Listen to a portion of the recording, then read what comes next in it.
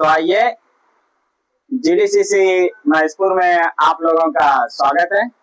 और जैसे कि आप लोग जानते हैं कि हम क्लास 1 से लेकर क्लास 10 तक का मंथली टेस्ट कराते हैं। उसमें जो विनर स्टूडेंट आते हैं उसके लिए कुछ हम लोग गिफ्ट भी रखते हैं। और देखते हैं, ये क्लास 10 का लड़का है, इनसे बातचीत करते हैं। तो क्या नाम हुआ आपका? ऋतिक रोशन। ऋतिक रोशन। कहाँ घर है? अलंग। अलंग। अच्छा, पिताजी का क्या नाम है? श्री धनंजय दास। श्री धनंजय दास। कितना नंबर का एग्जाम हुआ था? 200 नंबर का। 200 नंबर का। कितना नंबर लाए? 82%, 164 नंबर। अच्छा, तो परसेंटेज भी निकाल दी। जैसे कि कौन सारा सब्जेक्ट से क्वेश्चन था? इंग्लिश छोड़ा। अच्छा, इंग्लिश का नहीं था। अच्छा, अगले बार से इंग्लिश भी रहेगा। तो फिजिक्स, केमिस्ट्री, बायोलॉजी, इतिहास, ज्योग्राफी, हर सब्जेक्ट का था। तो आइए, ये है ऋतिक कुमार, इससे कुछ क्वेश्चन पूछते हैं, देखते हैं। जैसे कि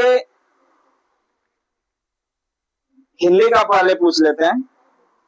हिंदी में कुछ क्वेश्चन है, आपसे पूछेंगे, क्या वो बता पाएंगे आप? Yes sir. अच्छा, तो बताइए, आप मनुष्य बार बार नाखून क्यों काटते हैं? नाखून मनुष्य की पार्श्विक वृत्ति का पहचान है। मनुष्य नाखून को बार बार काटकर अपनी पशुता को मिटाना चाहता है। इसलिए मनुष्य नाखून को बार बार काटकर वो नहीं चाहता है कि हमारे पास पुराने युग का अस्त्र शस्त्र रह जाए, इसलिए मनुष्य नाखून को बार बार काटता है। वाह, थैंक यू, बहुत अच्छा, बहुत खूब। चलिए, तो आते हैं हम अब दूसरे सब्जेक्ट की ओर। और दूसरे सब्जेक्ट से कहीं आपको डर तो नहीं लग रहा है? मैं साइंस से पूछूं सर? साइंस से पूछे? वाह, बहुत अच्छा, इतना तगड़ा साइंस जो स्टूडेंट कर रहा है कि साइंस से पूछिए सर। आइए, चलते हैं हम लोग साइंस की ओर। तो देखते हैं, क्वेश्चन है, फ्लेमिंग का दाएं हस्त का नियम लिखे और इसका क्या उपयोग है? यदि दाहिने हाथ की अंगूठा तर्जनी मध्यमा को परस्पर समकोणिक इस प्रकार से रखा गया हो कि तर्जनी चुंबकीय क्षेत्र की दिशा की ओर संकेत करता हो और अंगूठा गति की दिशा में हो, तो मध्यमा प्रेरित धारा की दिशा की बताएगा। बहुत अच्छा, बहुत अच्छा, बहुत अच्छा, थैंक यू।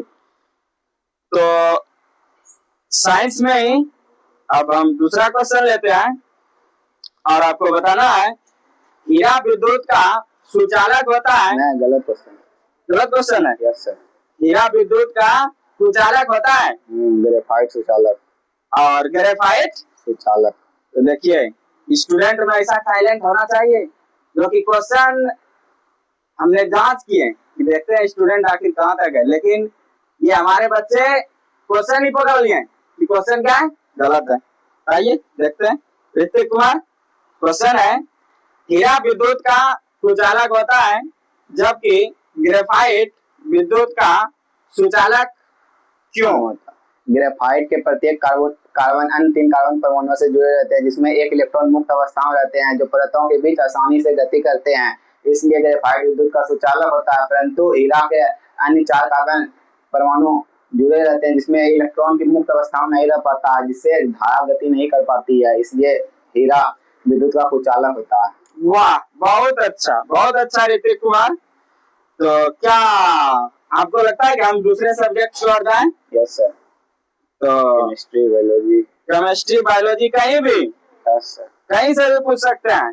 वाह, देखिए, स्टूडेंट में ऐसा टैलेंट होना चाहिए कि आप पूछ सकते हैं, कोनो सब्जेक्ट में जा सकते हैं। तो ऐसा हम तैयारी करवाते हैं। एग्जाम से डर नहीं लगना चाहिए कि कौन सा क्वेश्चन आए, इससे हमको डरना ना है। आपको पूछना क्या है वो पूछिए, ठीक है ना? हमने 1 महीने तैयारी करवाए हैं, आप पूछना क्या चाहते हैं वो पूछिए। ऐसा स्टूडेंट होना चाहिए, ठीक ना? तो आते हैं केमिस्ट्री की ओर।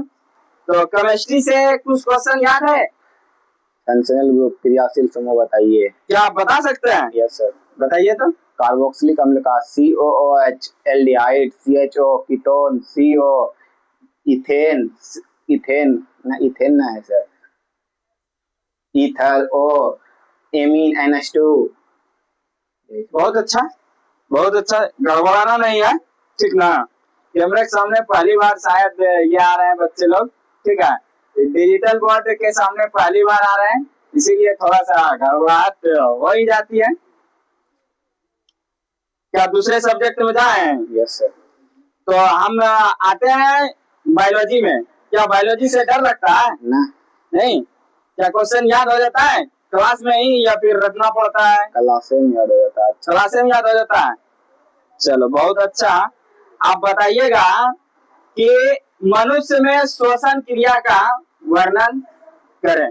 मनुष्य में श्वसन क्रिया 4 अंगों से मिलकर संपन्न होती है। नासिका छिद्र, लैरिक्स, ट्रेकिया, फेफड़ा। अब तीनों चारों का वर्णन। नासिका छिद्र हमारे नाक के अग्र भाग पर 2 छिद्र होते हैं जिससे हम सांस लेते हैं। इसके अंदर बाल पाए जाते हैं जो धूल कणों को छानने का कार्य करता है। लैरिक्स ग्रसनी के ठीक नीचे पाया जाता है जो आवाज निकालने में सहायक होता है, इसलिए इसको ध्वनि बॉक्स भी कहा जाता है। ट्रेकिया, इसकी करीब लंबाई 11 सेंटीमीटर होती है। जब यह बक्स गुहा में पहुंचता है तो 2 श्वसनियों में बढ़ जाता है और यह फेफड़ा में पहुंचकर तुरंत श्वसनियों ब्रोंकियोलस में विभाजित हो जाती है। फेफड़ा, हमारे शरीर में फेफड़ों की संख्या 2 है जो रक्त को पंप करने के कार्य करती है। वाह, गर्दा है ना। ये क्वेश्चन का पूरा एनालिसिस कर दिया, ठीक ना। तो देखो तुम लोग भी सीखो कैसे पढ़ता है, कैसे याद किया जाता है। हमेशा तेज स्टूडेंट के बीच रहा करो, ठीक ना। प्रयास करो कि कैसे पढ़ाए, पूछे 2-4 शब्द पूछे, है ना। गप उप करने से कोई फायदा होने वाला नहीं है, ठीक है। ज्यादा मोबाइल चलाने से कोई फायदा नहीं है। हमारी सरकार चाहती है कि बच्चे ना पढ़े, अनपढ़ रहे, है ना। देख रहा है ना, सब एग्जाम आजकल पेपर सब लीक हो रहा है कि नहीं। चलो, थैंक यू।